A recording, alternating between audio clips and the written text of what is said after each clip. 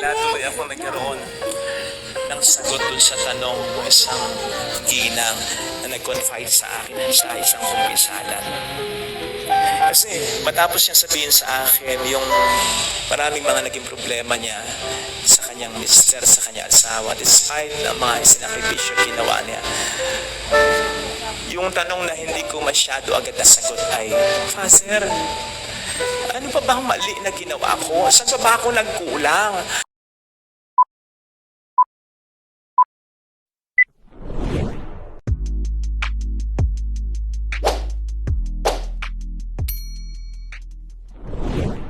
Bigla tuloy ako nagkaroon ng sagot dun sa tanong ng isang ginang na nag-confide sa akin sa isang kumpisalan. Kasi matapos niya sabihin sa akin yung maraming mga naging problema niya sa kanyang mister, sa kanyang asawa, despite ng mga sinakripisyo ginawa niya. Yung tanong na hindi ko masyado agad nasagot ay, Father, ano pa bang mali na ginawa ko? Saan pa ba ako nagkulang? Ano bang dapat kong gawin? Bakit pa rin niya ako niloko? Ang sagot pala dyan ay, hindi natin kinakailangan magkamali o magkulang para tayo lokohin o pahalagahan. Kasi kung minsan kahit ginawa mo na ang lahat, kahit na isakripisyo mo na ang lahat, kahit na ibigay mo na halos ang lahat, na wala na nga natira sa sarili mo, sapagkat lagi siya lamang iniisip mo, lolokohin ka pa rin kapag ginusto niya. And so stop asking kung anong mali sa'yo. Kasi ang mali siya. Walang mali sa'yo. Maraming mali sa kanya.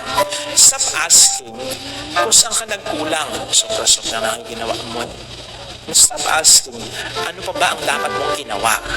Kasi lahat naman halos ginawa mo na, di ba? Iban siguro sa isa pa. Ano yun? Yung ituloy mo na lang din yung buhay mo.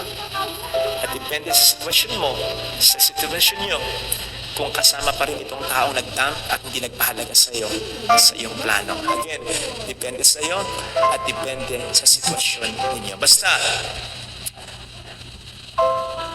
huwag kang mapako sa pangit na nakaraan, umaon ka, matuto ka, mag-move on ka. Huwag mong malaking gumante para maging maayos ang pakiramdam mo, kahit sa hindi mas lalong gugulo. Besides, ang mas magandang pag-iigante ay yung makita niya ba ng araw, yung mga bagay na kanyang Oh my gosh, nag-reminis lang ako guys. But I'm so very tired today. And parang may naisip ako. So guys, naman ang mga photos natin now, nasa social media na, and hindi na uso ang mga photo album. So guys, gusto ko gumawa ng sinayang, lalo pat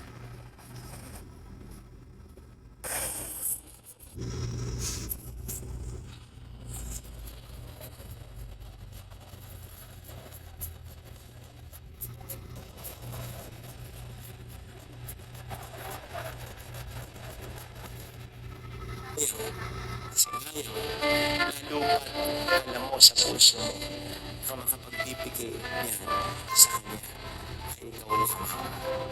Mga kapatid, tandaan po natin ha, ang pinakamahirap lokohin, pinakamali na hindi pahalagahan ay yung mga nagbigay, nagmahal, nagsakripisyo sa atin ang sobra-sobra. Kasi kapag ginawa natin yan, ang pangihinayangan natin, ang pag-iisipan natin ay sobra-sobra din. At the end of the day, kapag in-stop natin at di pinahalagahan ang ating Panginoon, pati na ang mga sinubo niyang tao ang pahalagahan tayo, at the end of the day, we will suffer. Hindi so much about mga paghihirap na maranasan natin, na mga kasalanan natin, kundi yung mga magandang bagay na hindi na natin maranasan dahil ang pagmamahal nila ay ating sinaya. Mas mahirap, mas mabigat na linya. Ito sana ang ating pag-isipan, ito sana ang ating huling mensahe na makita